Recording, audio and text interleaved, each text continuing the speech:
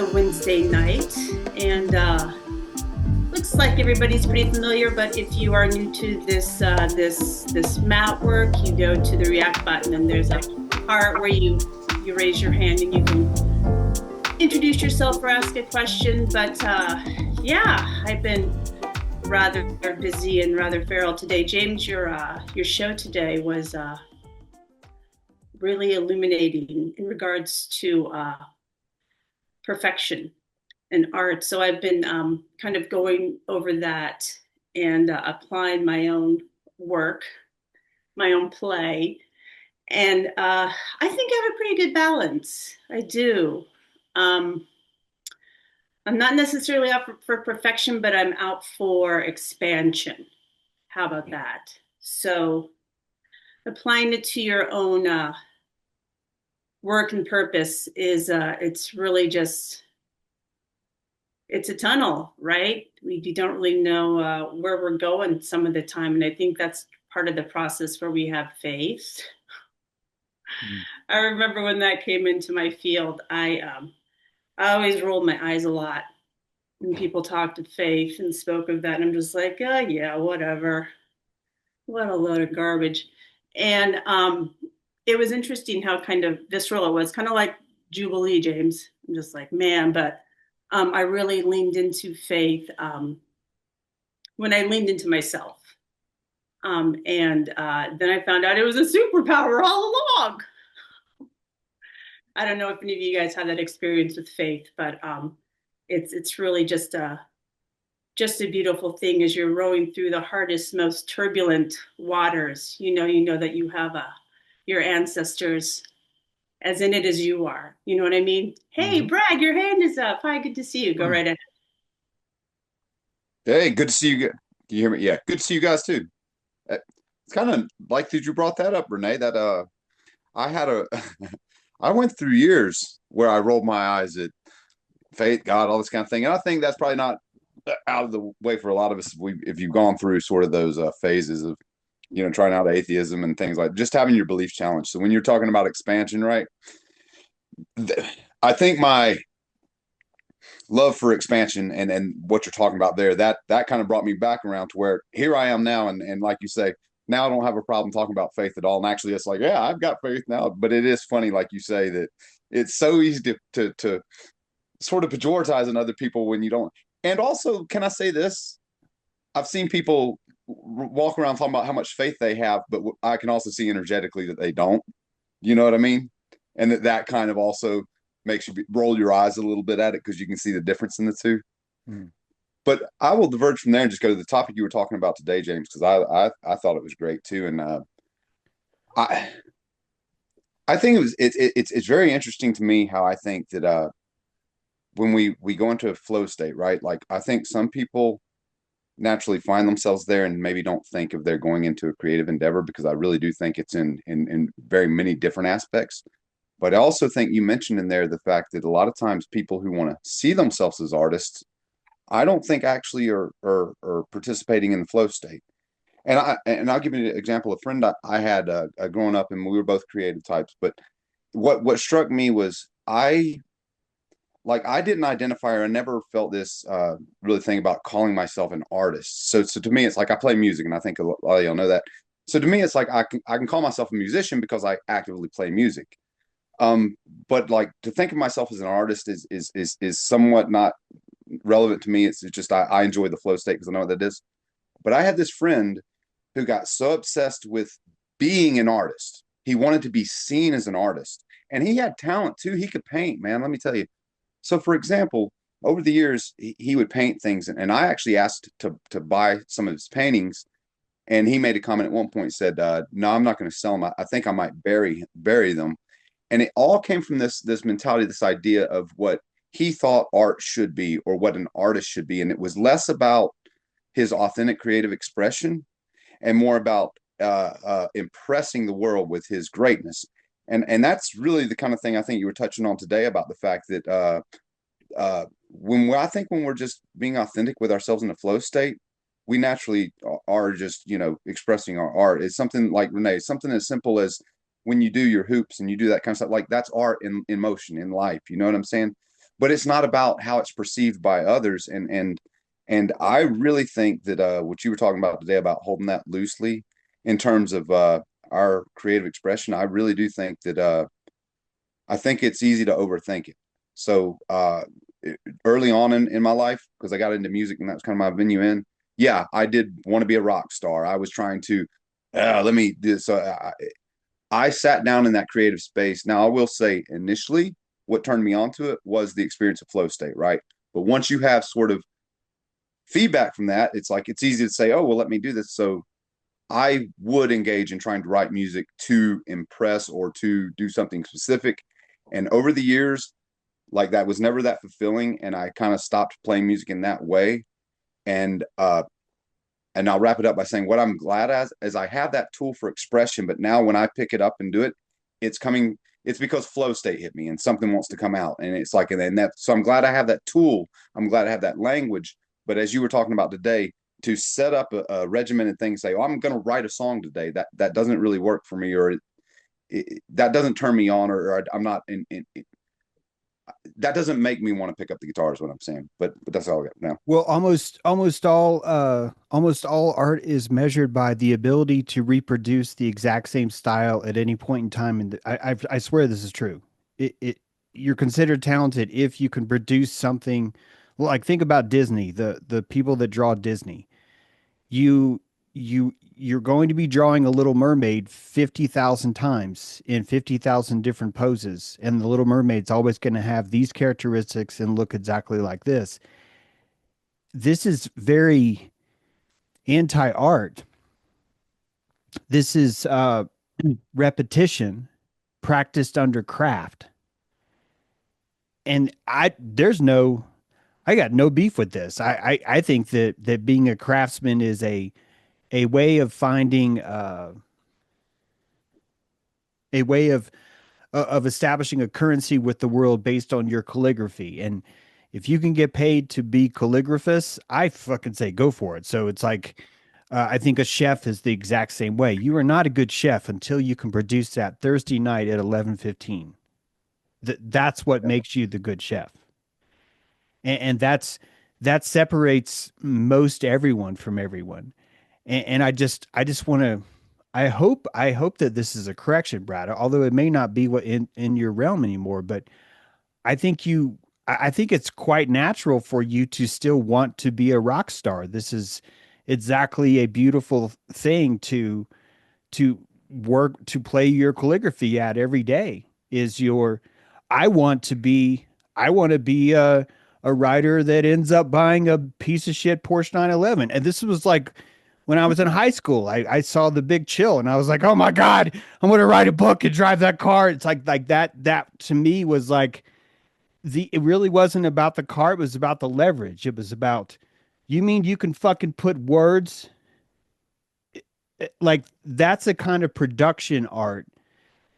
You may even call that masculine. I don't know, but it's being able to see that your work is able to transmute into a Carrera or a house or all that stuff is I think a lot of people would say this is what makes it not art. James, you're trying to apply function into the art itself, and I'm guilty of that. I am guilty of that because there's something about the idea that the transmutation of your art into gold is fucking alchemy, man. And wanting to be a rock star, I want you to be a rock star, Brad. I want you to fucking be a rock star. And so I don't want you to let me down or anyone else down by even suggesting that that's not what you want to do anymore. Well, What we have is we are ridiculed for expressing our imagination, our ideal imagination in public. This is a coveted thing. You have to keep your dreams close. You have to protect them from the herd. You can't just go out and say, hey, I think Renee Good was probably a decent person, or I think Alex Preddy was a decent person. You're just going to get someone that's just going to be like, haha, I'm glad they're dead. Or same thing with Charlie Kirk. It's you have to protect these things.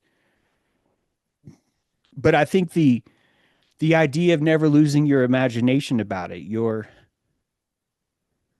That's fun as fuck, man. What are you doing? I'm playing fucking Rockstar. How do you do that?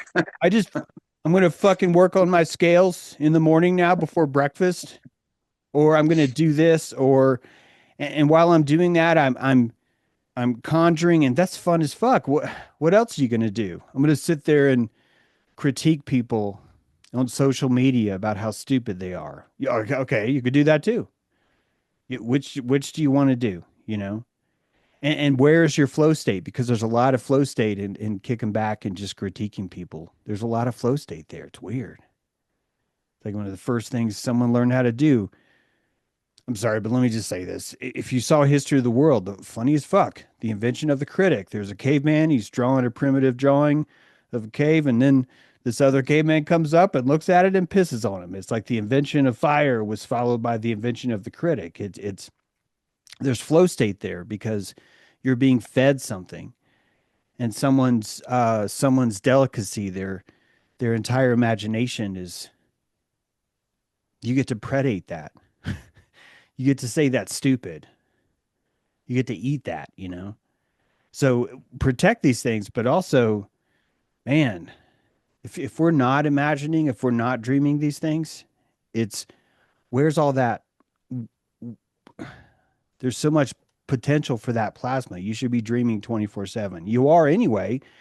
It's just, are you dreaming about your stress? Are you dreaming about the future self that will have this opportunity to do this? Or can you find it right now in the posture in your car? And your car's covered in fast food wrappers and receipts and leaves and some things maybe it's made out of gum, and there's a presence there. There's a when you were 5, if you were in this car, you'd be like, holy shit, this car's amazing. Look at all this stuff around. Look at these buttons. Look, there's an orange light on the dash. That's amazing. That's not a shitty time. That's like, look at that. It's an orange light. You get it. I wonder if I left something in your car made of gum, James. Now I'm wondering if I did that, because that does sound like me. I could see myself doing that. I was noticing that I think when you think of flow state and our artistry, a lot of that stems from our childhoods when we would play. And would you be out there like making soup in the mud, or were you taking part a transformer, or were you like trying to figure out how to do a handspring because you couldn't afford gymnastics classes? What was the thing that like kind of got you going? That's still that urge in you. So Yeah, can I add real quick to that, to say that sure. that when talking about like being a rock star in this kind of way, for example, what I'm talking about is the conception of, yeah, if I can turn these attributes into, you know what I'm saying, as is the fact that what you just said, Renee, it's like what I love is, that's what I'm saying. Can I be in my childlike play state and it pay my bills? Exactly. Yeah, you know what I'm saying, How exactly can I that. play through this grown-up Right. part? But I So think when you're coming on the other side, of 50 or whatever, you're kind of looking at the closer to death than you're at a birth part, and you just, yeah, I think you can expand so much there because you've got so much under your belt. And Dark Bloom is in the house. Hi, Dark Bloom. Go right ahead. Good to see you. Hi there.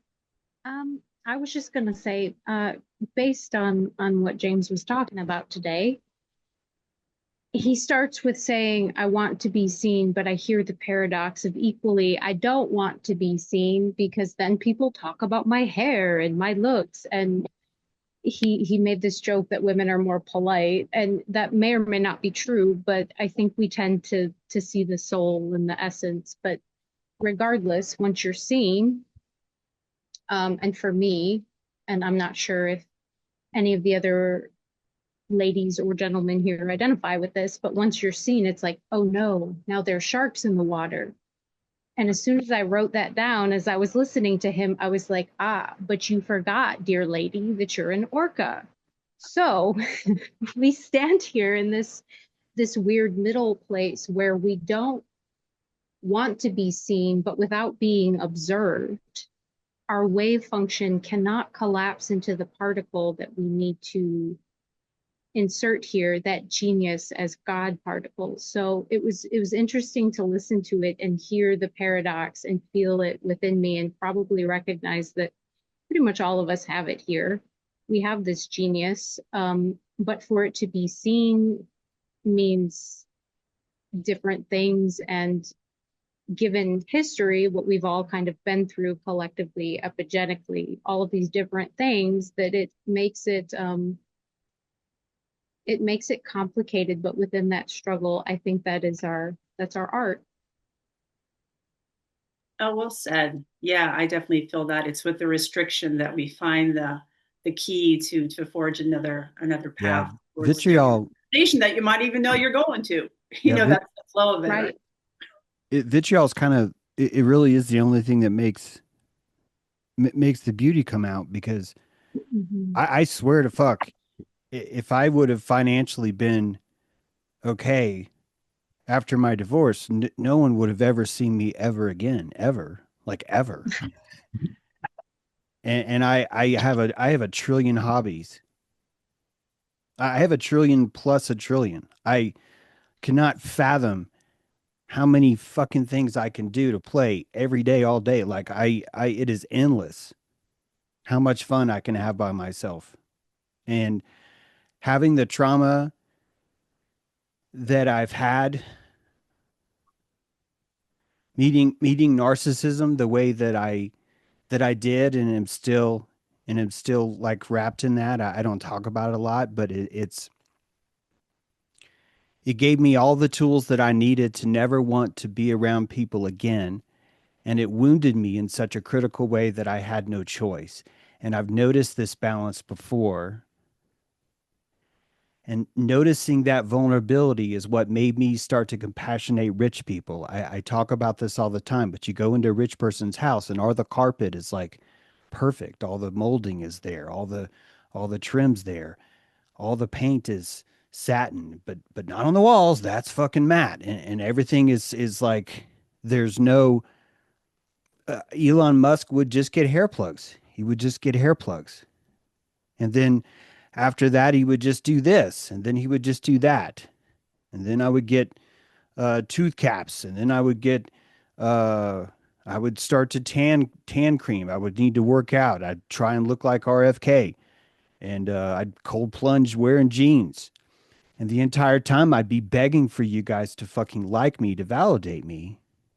And really what I needed the whole time is this uh, emergence into this inner world.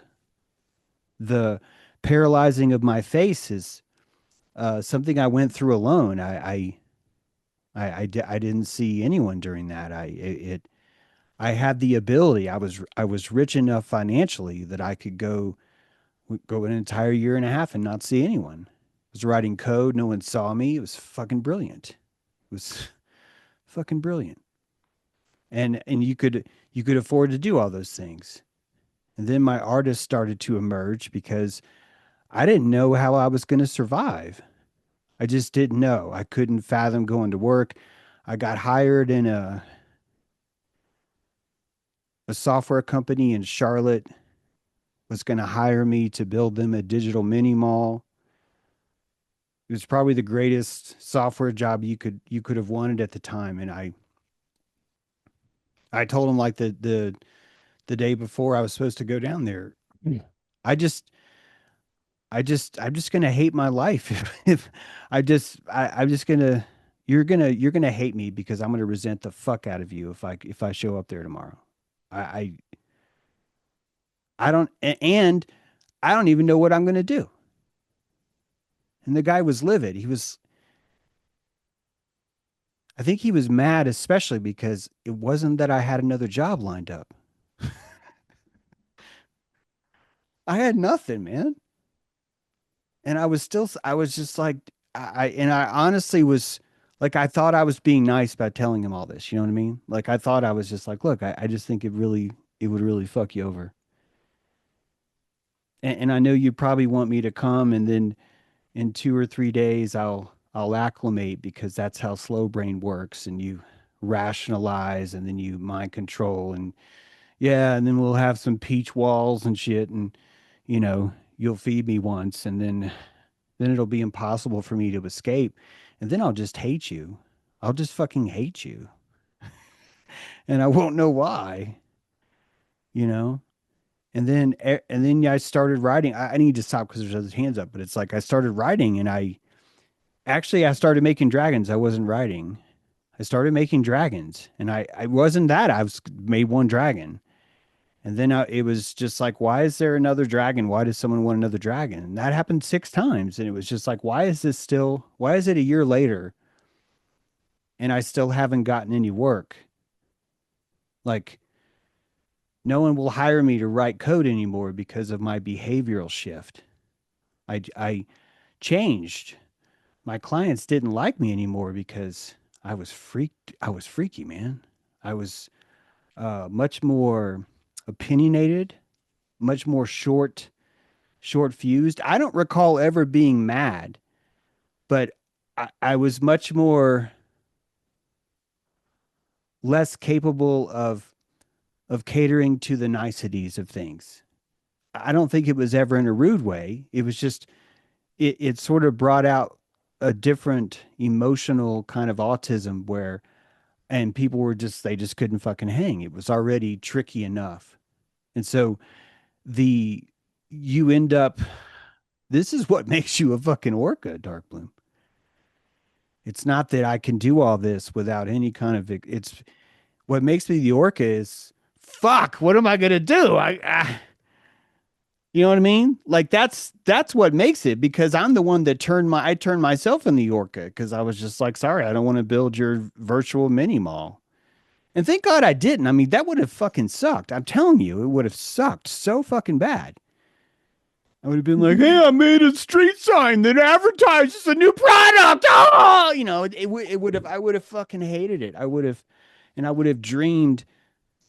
I would have dreamed about doing something, And every day now, I don't relax enough because honestly, I worry all the time about my budget and my bills.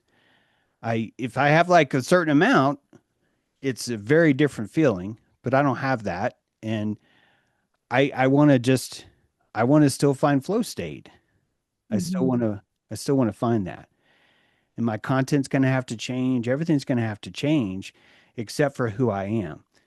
Mhm. That's the, that's the one thing that I really you know, can't And afford to change. I do right there identify with you that budget thing. So have this plan. We have this space. It means I don't have to operate from desperation, but life called for certain things. And Lori's Substack today helped me feel better about, oh, I spent my coins, but I spent my coins securing the welfare of the things that mattered. But now we're not building a mini mall and making a stupid sign where we would have got money, right? But would it have been worth it? No. So I appreciate your unscripted share today. Thank you. Mm, thanks, you too. Hey, Kathy, go right ahead. Good to see you. Hey everybody. So, on the topic of hair, I have always identified as being like walking hair tribe because I have a lot of it and I leave my DNA everywhere, not intentionally, right? But it's just part of who I am, and my hair is antenna for sure, especially if I make colloidal silver and I spray it in my hair. I feel like it actually energizes my hair to a whole other tuning level. I did colloidal copper in my hair and I started to see more blue. And so, in listening to you guys and going through some of your experiences and where the red team and the blue team and where the red meets the blue, I find I love wearing these glasses when I'm not looking at my screen, and especially if I'm outside because everything is purple. And so I'm living in that purple haze for a little while, right? And just imagining my world through that lens, right? And like my flow state has brought me this complete new group of play friends, right? Like in that I love to ski. I'm in a position where I have a place that's close by. I can do it because of having a pass that I got really cheap. And I can ski hard for like 3 hours and just like, oh man, I'm carving turns, guys. I'm just out there in I have my hair tucked in though. I don't fly, I don't ski down the mountain with my hair hanging out because I have my head on a swivel all the time anyhow, and I don't need all of this input coming in when I'm just in my flow state, right? Playing out there on the snow. And yeah, so from a art standpoint, right? And like I always loved show and tell. I don't know if anybody else did when you were like 5 years old and you got to do show and tell. That was like my favorite. Okay. So I inherited anytime I need to stop, somebody please put their hand up because I don't always read the room real well. Okay. So if I get to ramble in, like okay. So anyhow, I inherited, and speaking, the epigenetics and all that, I inherited an artist's huge body of work, some completed, some not. And I was able to take some of those pieces, and a lot of it was beadwork, like bead necklaces that were really intricate, but like it's not my jam. And I don't see other people wearing that either, but there's beauty in it. And I've been combining those things with jars, right? And then layering and old buttons and like just all kinds of art supply things. And I created one, and it sucks that I don't have it here, but it doesn't suck that I don't have it here because it's at my best friend's house where it's supposed to be now, right? But I put this jar. Let me see if I can come up with the verbiage. Okay, so I put the jar onto a little turntable with the twinkle lights in it and turned all the lights out in the room and had it up sort of by the wall. And as it was rotating around, it was giving you this whole other scene projected onto the wall, like aspen trees and like mycelium veins and like whatever your eyes were imagining, cloud shapes, tree shapes. And I've learned so much new vocabulary from you guys. My new vocabulary term for that jar art is heartoscope, like HEART, a scope, because it was like a kaleidoscope, but not quite up to your eye, but a projectile. And I looked up. First, I wanted to call it artoscope, but artoscope, somebody else already had that name, like for an art studio or something. So I'm like, man, this is a freaking one of a kind, and I really want a one of a kind name for what this thing is going to be called. And so my new word to the vocabulary out there is heartoscope. And thank you. And then the other thing on the perfection, do I have time? Yeah.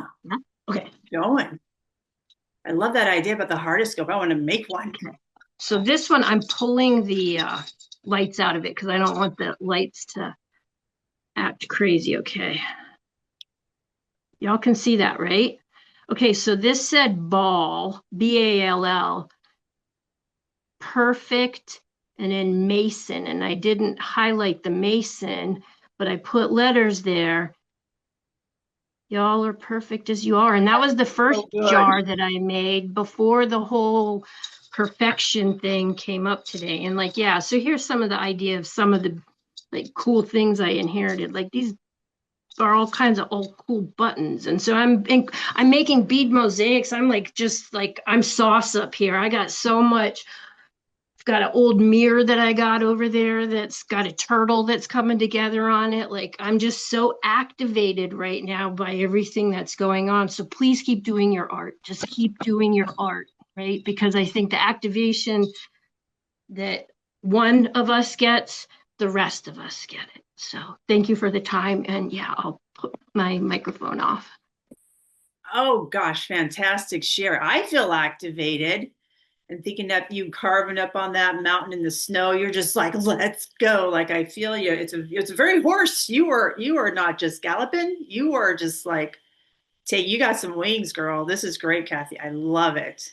Clinton, hello, my friend. It's your turn. Hello, everybody. I love the subject today, James, and just I never know what I'm going to paint when I paint. It's always flow for me. I feel childish when I get to do the art, and my stuff that sells is normally the stuff that I enjoy making the most. When the art that I think is going to sell doesn't sell, and uh, on the concept of perfection, I don't think we get there until we're dead. If it's like when you talk about Disney, or it's hard, I guess, as far as like a comic artist, it's very much perfection, or you dial in your character, you have your line work very much into its place, and there's a way to do it. I've done photography, I've been a chef, now I just scribble, because it feels the best for me. It's more like therapeutic for me to make my art. I think the artist is the shaman, and for me to help, I need to touch on where I'm at. If I know where I'm at, if I can create art, I'm in a good place. That's how I feel. I don't have a lot more to add to it. I don't know the perfection is an achievement that we get to until we vacate this physical matter. That's all I got. Hmm. Yeah, I was looking at heart, and it's he art, and it's of course an anagram for earth, which is wonderful. But if you put a she art, an S in front of she art, that was fun. You know, Hey, Lori, what's up? if you if you uh if you think about the way the brain works, Clinton, if you're in anticipation that you're about to reach perfection, if you're anticipating that that's about to happen, it's kind of like you taste the cookie before it actually touches your tongue. You taste the food before it touches your tongue. And so when we are seeking perfection, it we actually are achieving it because we're tasting that. And the closer we come to our craft, the more we believe that this is, oh my God, this is about to be perfect. This is about to be perfect. It's about to be perfect. And all of those are, this is actually a real tangible version of success now, because success is now measured by your anticipatory flavors that you derive when you create. This is very important because it shows you that this is why I use the word calligraphy. I use that word on purpose. I'm not trying to be fucking fancy. Calligraphy is the second that I'm talking about Chinese calligraphy. The second that brush hits the page, you're fucked. There's no, you are now inside a time space relationship. Not maybe fucked is the wrong word, but it's not the same kind of art as we might think of art as. Let me step back. Let me think about this. Let me go away for 3 days and come back. I mean, you can do that. You could lay the brush down, but the calligraphy is the event, the execution, the entire flow, and the ending of it, the completion of it. It's all of those wrapped into one. It's dance is probably the highest kind of art because it's just this kind of calligraphy. Yeah, it's like I, the figure you know, skating, or it's well with that type of perfection. Um, so for sure, because but on the other side of that, when you lose a little bit of flow once it's completed, once you taste the cookie, you now have the ingredients, and so you're out of the flow state. And so I totally agree with yeah, the calligraphy and that whole part, because when you perfect it, then your style comes out. I Um, would argue that people in the Olympics, I know this is a very broad sweeping term, are more craftsmen than they are artists, right? Absolutely. You'd have They're to be. perfect at what they do. Yeah. Or, And so when you're looking at the quadruple, this one kid is like, I'm gonna land a quadruple spin, and then he like wrecks, and everyone's like, oh, it's so sad, it's so sad, it's so sad. It's not really. That dude's an artist. He's not a craftsman. You can't fucking pull that off on January 12th at 10 a.m. It's not going to fucking happen. That's not what an artist is, right? So it's a different way of looking at it, which it's more of an artist is an internal state of affairs. A craftsman is someone that you notice and you would call artist. So it's an external kind of a state, if you think about it that way, because the artist is truly always in the calligraphy, the joy of the calligraphy itself, while the craftsman is more in, is someone else going to enjoy their anticipation of my perfection? Here's the difference, right? The artist Yeah, is like, I'm tasting about what's about to be perfection, but instead the Shaun White or the Lindsey Vonn or whoever the fuck on the Olympics is more about, I'm going to anticipate you being perfect in this endeavor. One is not really engaged in the moment. They're engaged in the repetition, the regurgitation. This is a surgeon, not an artist. right. It's piecework. You're getting paid for what you do, not Yeah. you're not doing it for you. Yeah. Steadiness under fire, under all conditions, under all weather, under all emotional states. That's what a fucking psychopath does. Is be perfect in that. And I mean, this is the good side of a craftsman. It is. But it is, who are you going to want to be your psychopath, an artist or a craftsman? You're going to want to have the craftsman in there. Yeah. It's a little bit more sure that it's going to go down Yeah. exactly Yeah. precise. Yeah. Yeah. You want the psychopath to do that. The artist is going to get lost in the sauce. It's the journey is what I love about it. And so, yeah, Yeah. perfection means I need to do another piece. Then I need to start a Yeah. new dance. And Then I got maybe to fall in even love again. journey isn't even the right word. Maybe it's more of like the presence. Artist is, how present are you in the genius of your own anticipation? Now you're talking Truly. about bliss. Self self bliss.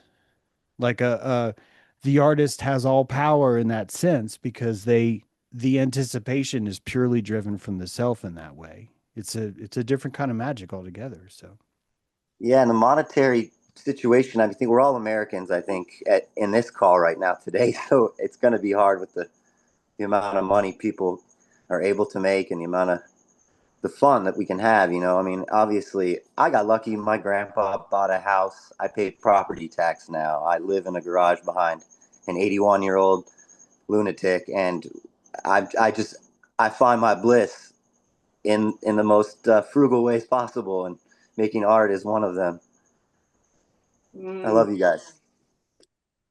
thanks, Clinton. Yeah, great share. Yeah, making art is and my art is more like tool and toys. So I'm actually the canvas that I'm creating my art for. It's my body. How to stretch out my canvas that is my body with tools that I create that typically involve tape and a couple tubes and maybe some cardboard. You know what I mean? So you can make the tools around you. I mean, sure, you can order some things on Amazon. It was hard to find this particular tubes. I couldn't buy like 20 boxes of Reynolds wrap to get that one size tube I want. So I had to go, and thankfully there are ways to find this material we need in a very fast way. I know people are down with that type of expediency somewhere, but I think we just have to take advantage of that as artists, and AI as well. I talk a lot about my process with AI. That's where I'm doing a lot of brainstorming and just coming up with fun ideas, and if I didn't have that exchange at 4 in the morning when I have an idea, it would be really rough.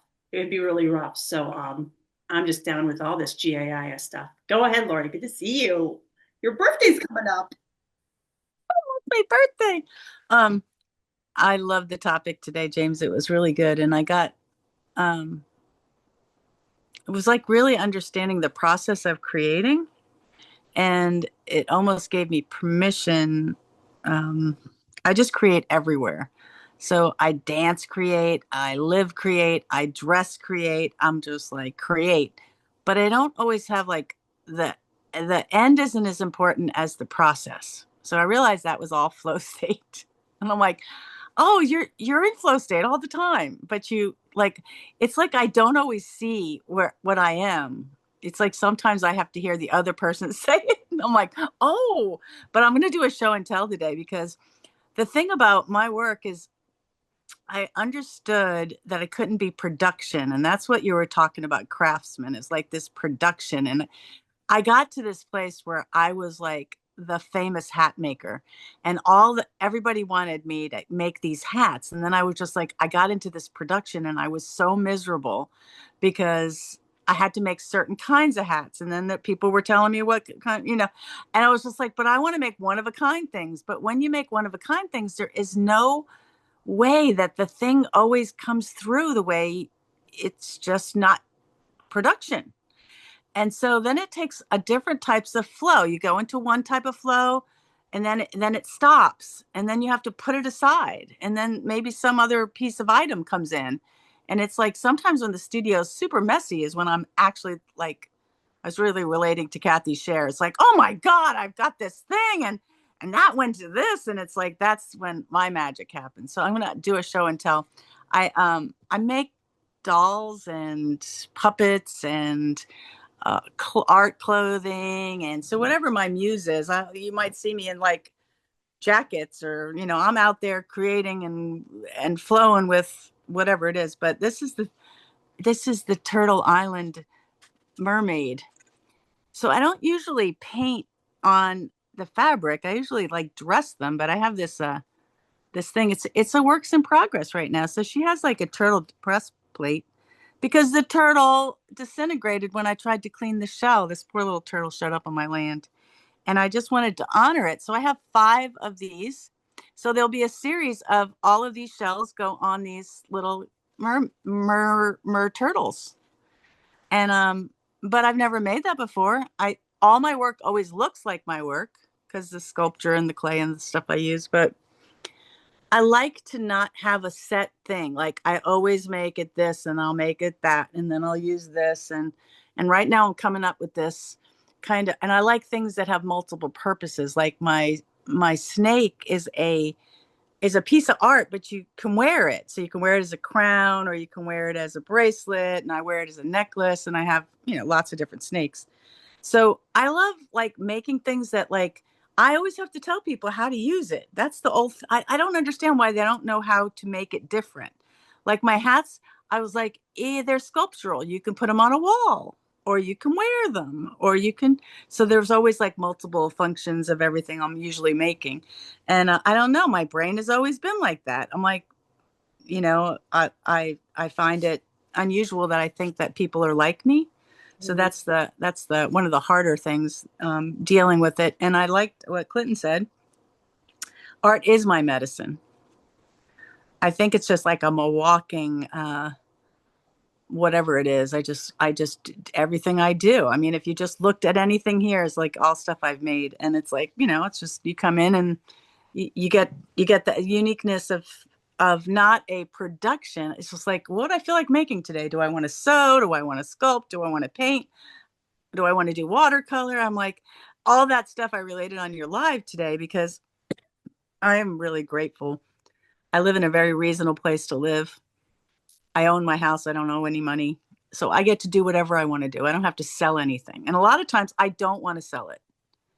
A lot of times I want to keep it until I don't want to keep it. I'll wear things until I don't want it anymore, and then I'll sell it.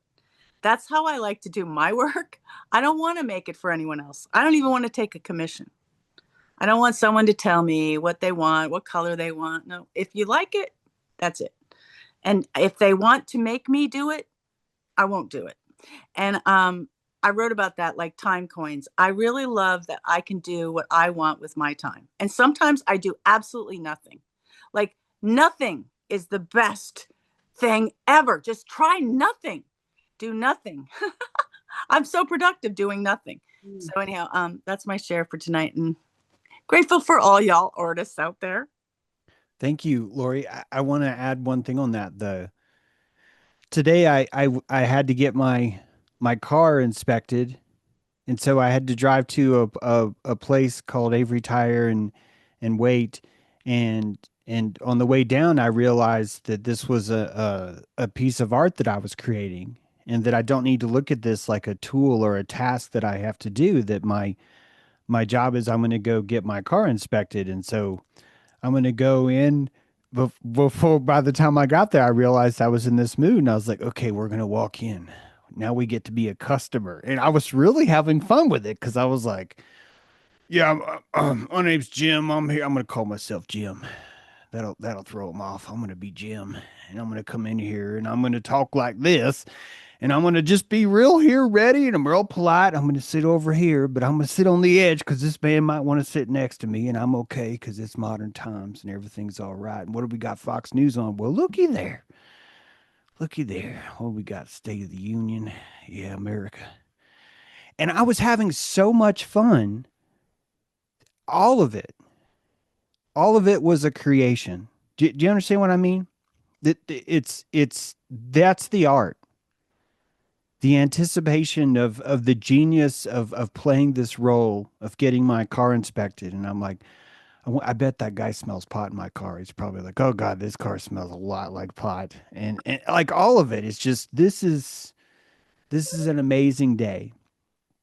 And I don't know how many of you check yourselves out, because I've done that. I'm hanging insulation, and I want to play with that. I want to wear rubber gloves.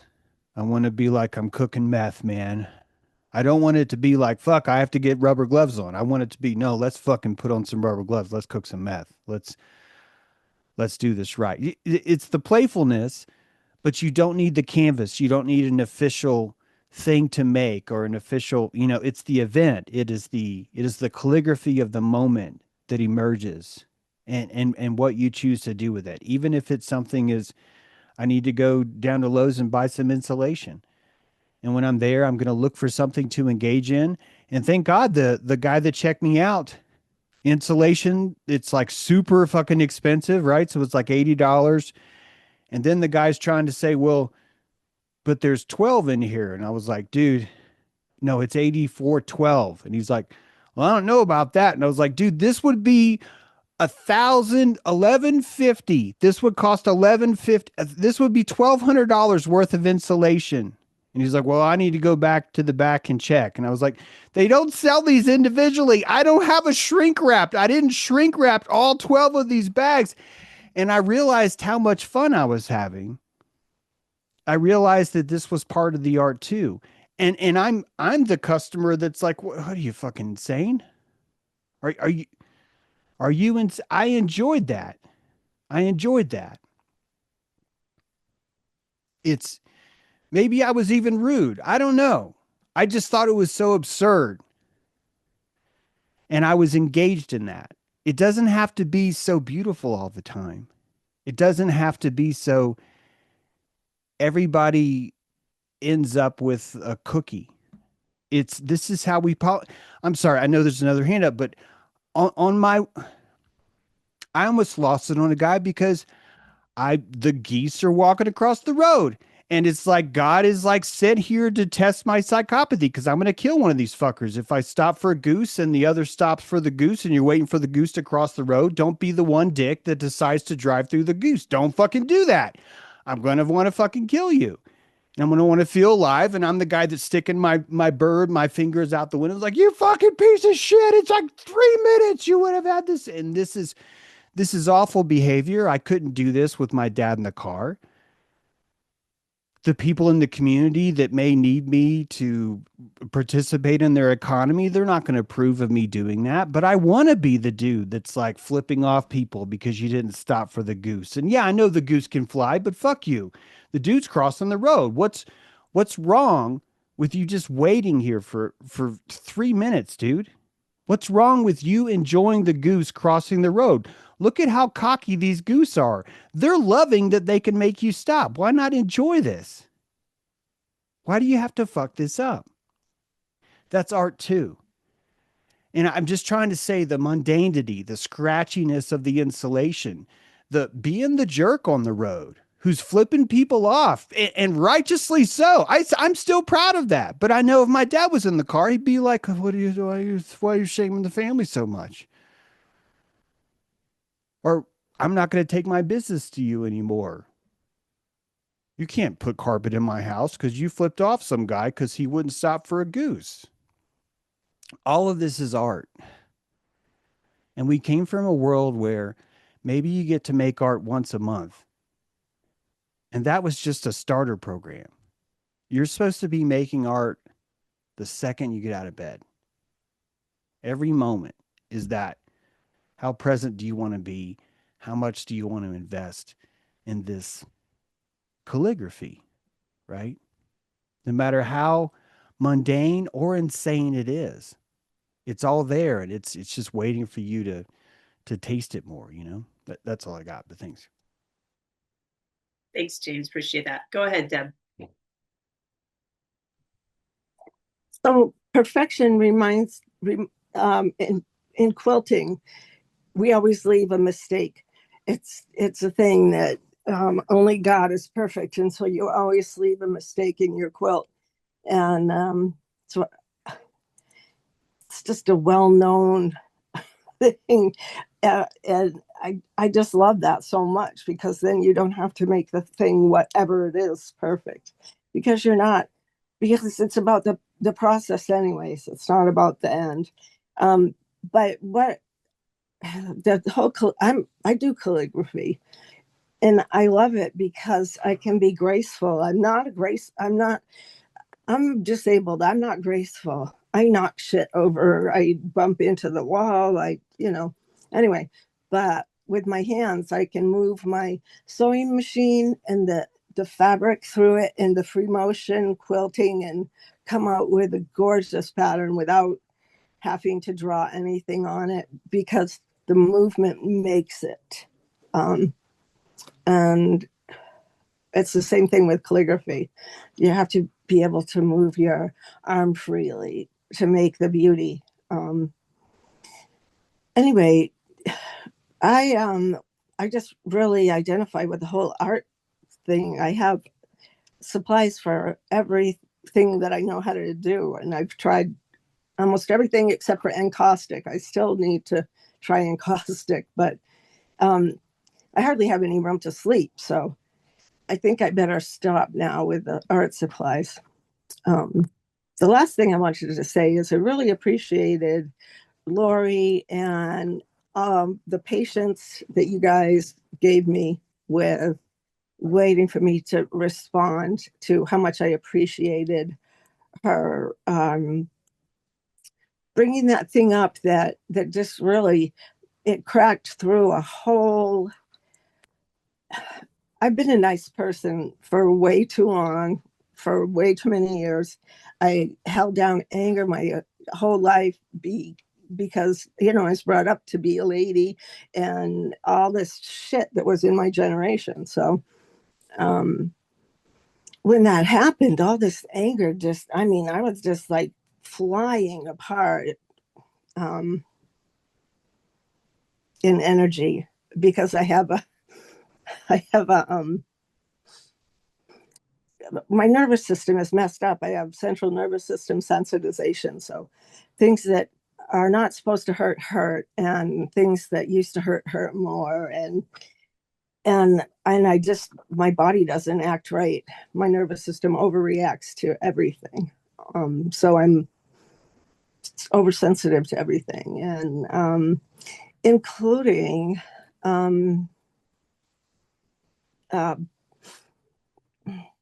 well, it was just something I came across this.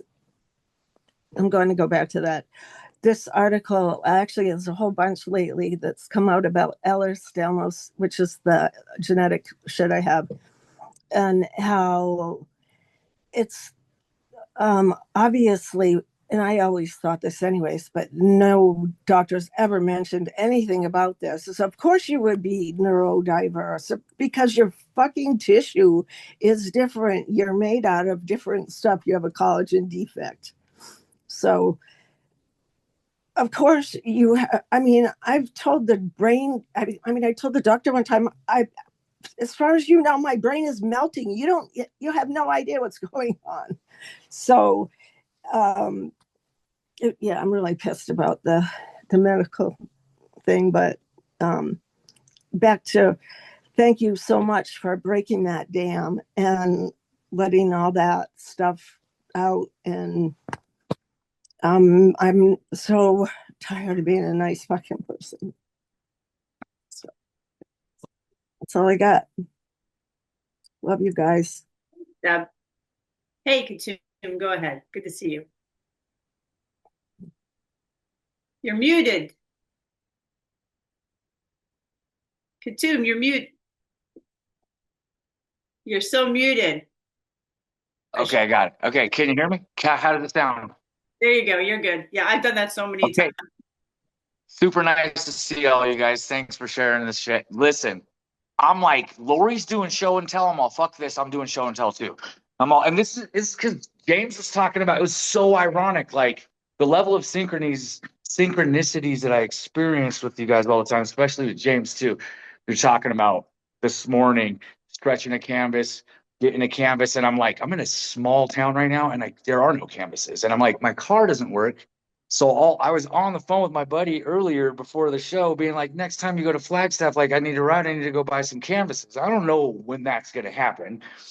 And then after I watched the show, I'm like, I can't just keep working on this remodel. This remodel is craftsmanship. This is kind of art, but like this is people, same quality of work, same quality work, same quality work. And even like with the quilting, I'm all, like my layouts with my tile, they're so fucking perfect all the time that if I ever get a chance to, I like to sneak some fucked up tile in some place where it does not need it and just see if the owners notice it. And if they notice it, I'll fix it.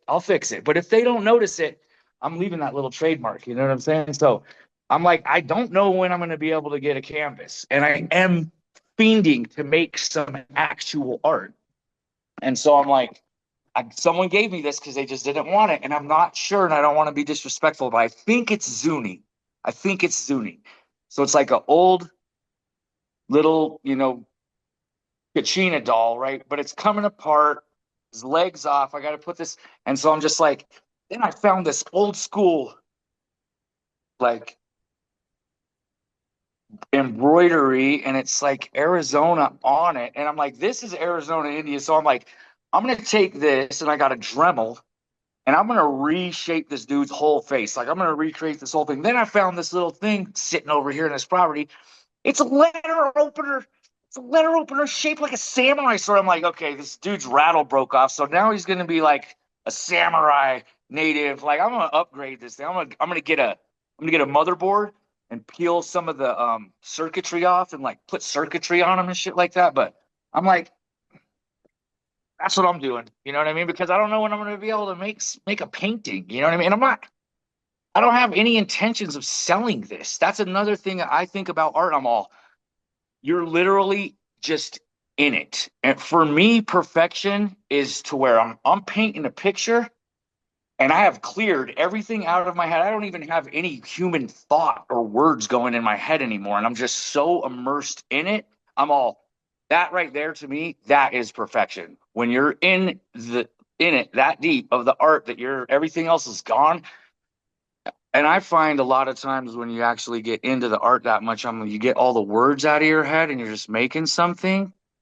Like whole other realms of portals of consciousness get opened when you're in that flow state, and you're getting consciousness awareness that doesn't even need words. It's not even, you don't even need language at that point. You know what I mean? It's like there are higher levels of consciousness that just don't even need any of this. But yeah, art and craftsmanship, they're pretty it's a fun topic. I super enjoyed the show this morning, and I just thought I'd share Well, what thank you you. inspired me to work on, bro. Thank Can you. I add something real quick? Sorry, James. No, go ahead, I was Brad. just Yeah. gonna say real quick that to what you're saying right there. Well, shit, I just forgot what I was gonna say. Hey, Go real ahead, quick, James. while you No, you remember, did it. hey, do you have a hardware store, Katum? Can you A get like hardware? a canvas drop cloth? Because yeah, is there like a Lowe's or a Home Depot by Okay, I you? did think An Ace? that's another thing that James got me thinking about this morning, was because I was like, okay, Yes, I do walk up to old trails. It's an old True Value, and I can So go get. And they do. I they could have the make a canvas canvas drops. I make my own I that way. just It's gotta super get. cheap. I need a It's little. I way need one of cheaper those that little way. pullers.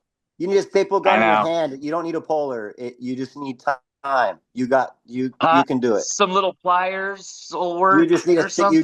you just need your hands and a staple gun I and haven't made any canvases. maybe a brad nailer to put your frame together, and you're good to go. Yeah, you get a me Okay. nailer and you're good to go.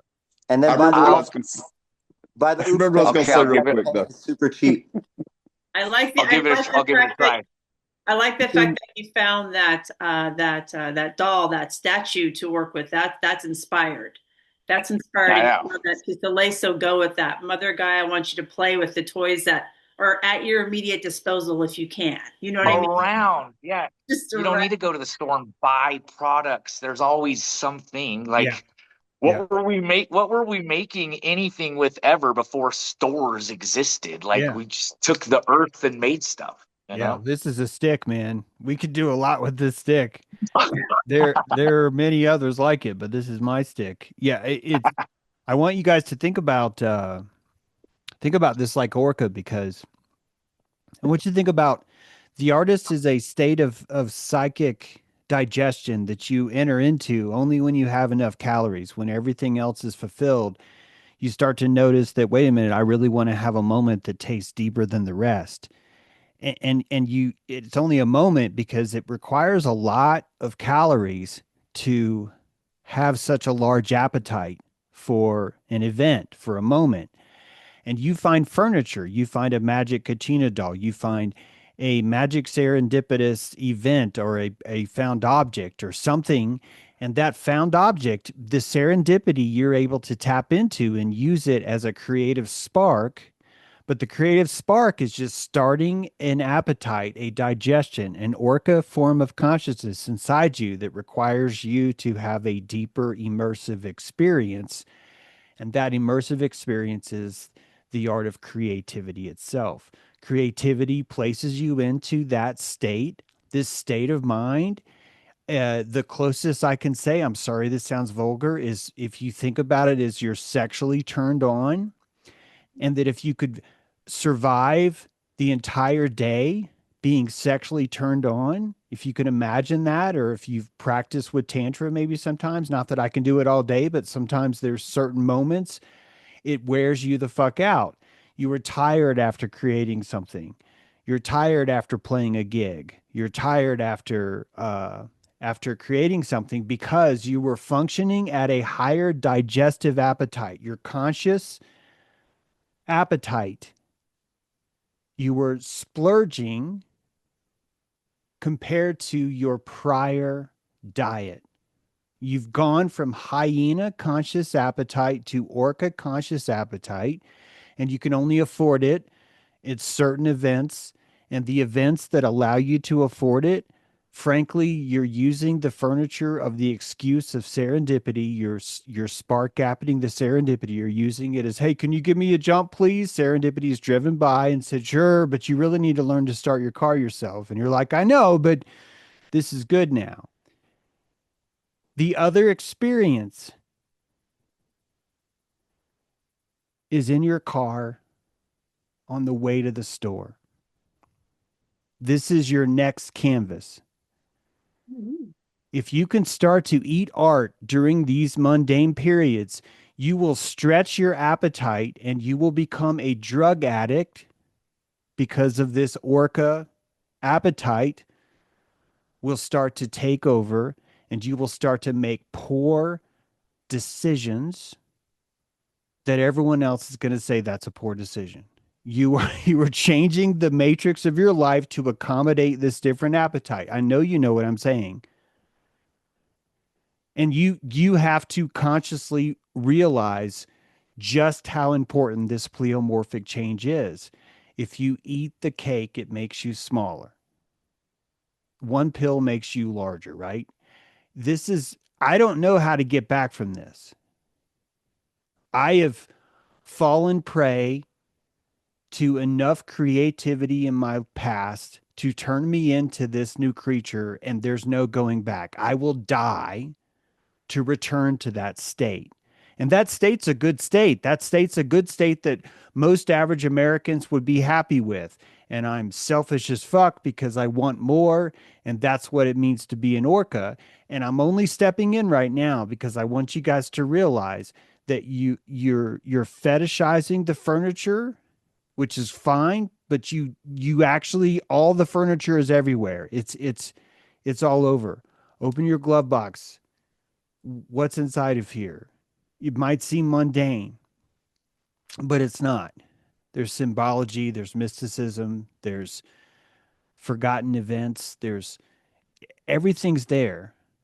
And your appetite is simply vying for its opportunity to feed the same way a predator, I swear, the same way a predator would hunt something in the ocean.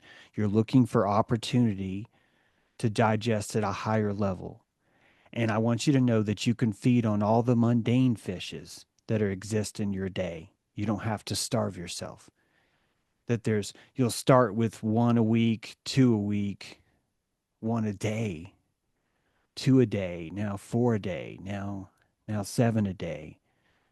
Now before noon, you don't even know what it's like to be normal. Like you don't even know. You're tripping out over the sunrise still. The walk you took, the things you've done, the things you've written, or you're light years ahead what anyone else would hope to accomplish an entire week because you've creatively digested and you've found that there's food out there for you. I think this is what scares you the most. You do not know if you will survive. You do not know if there's enough creative things to eat. And there are, but they don't look like what the hyena thought they would look like. These are not Grand Canyon majestic moments. These are mundanities sprinkled with some of the deepest art you will ever find. Some of the most profound things you will find are written on truck stop walls. The smell of that disgusting urinal patty is a new song. It is a new painting. It is all these things are waiting because the appetite is already there. It's right there. It's a matter of, do you want to pleomorph into that type of orca and start eating that thing? Because I don't know of a way of going back. I don't know how to get back from that. And I'm not even in a hurry to advance. I just simply want to be able to feed more on the creative opportunities that are all around me. Because if I do not eat, I turn into Watiko, I turn into a cannibal, and I eat myself and anyone else around me because I'm not creating enough. I'm not feeding that digestive appetite that's gotten into me now. That's all I got. Thanks. Thanks, James. And it does. I really can relate to your solitude and how important that is when you create, to be alone. It really is a thing. So I'm so grateful that my life affords me that, and I get up really early when nobody else is up. So that's one way I do it. Dark Bloom, you're back. Go right ahead. I mean, I think James just basically covered everything that I was just going to get into this idea where everything really is ritual. You know, if you notice the way that you're washing a dish, you're moving counterclockwise, you're taking the dirt off of it, or the way you're stirring your stew clockwise. I'm pulling things, nutrients in to feed those that I love. Or I'm driving in my car, and yeah, everybody around me might be acting like an asshole, but oh my God, look up there, there's a bald eagle. Or there is a turkey vulture just hovering and showing me that, you know, she is removing these entities from the dead and turning it into life. Like these moments are some of those moments that pull the tears from you and they become beautiful. And it's funny because I'm not going to give away my age, but somebody was asking me recently what it was, and I'm not, you know, one of the things that I've engaged with is fasting. And I'm thinking about what you're talking about here with appetite. What is it that actually feeds me? Truthfully, it's these mundane, solitary moments. It's not the grandiosity of some performance somewhere. It's these beautiful moments that I get to experience between myself and Gaia and whatever cosmic intelligence is out there, where I'm like, oh my goodness, I might be touching 4D right now. This is crazy. It feels great. And it does feed this kind of Orca consciousness, because everything is ritual, because life itself is a rite, R-I-T-E, rite. It's an act, right? Right. I like Okay. that. Yeah. So, and even in that, like, you know, James is talking about like this goofy story at a hardware store, and my God, that was so entertaining. But it doesn't have to be beautiful. It just has to be playful. And within that, there is this silly absurdism. And that absurdism is like, hey, have this fun. This is beautiful. And don't get mad at the people who run over turtles, even though it really pisses you off, Dark Bloom. Like, don't, you know, just do what you can. And even showing up here. So as much as this is an act of integration for me to learn how to speak in front of other people, it's also this ritual of gratitude, because you all show up and you are creating art here. You are giving things, you are creating content, and nobody gets to like come into wherever and be like, well, I did this. You have to perform for me. You're not performing, you are creating art. And showing up here is an act of ritual gratitude, because this is the art of saying, hey, metaphysical scientists out there, I see each of you. I see that you are on the verge of revolutionizing your individual and collective fields. And that's beautiful. And I just want to have a log for your beautiful 4-dimensional fire. That's art. That's ritual. Everything is ritual. You're always doing magic. So I guess we should laugh more and have a good time, right? There you go. There you go. I like that. We're always doing magic. I have a lot of fun cooking stuff, but I like to have leftovers. So I did invent time machine mashed potato balls today. So I made mashed potatoes, put some sweet potato. What I did was a blend. It was a mashup of potatoes, and I scooped it up and I froze them in a cupcake tin. And then I'm going to thaw them in the microwave if I want 1 or 2 things of potatoes. Why has nobody done that? I don't know. But that came in today, and I'm like, how? This is genius. My genius is showing. My Orca is satiated. All right, go ahead, Brad. I love that, Renee.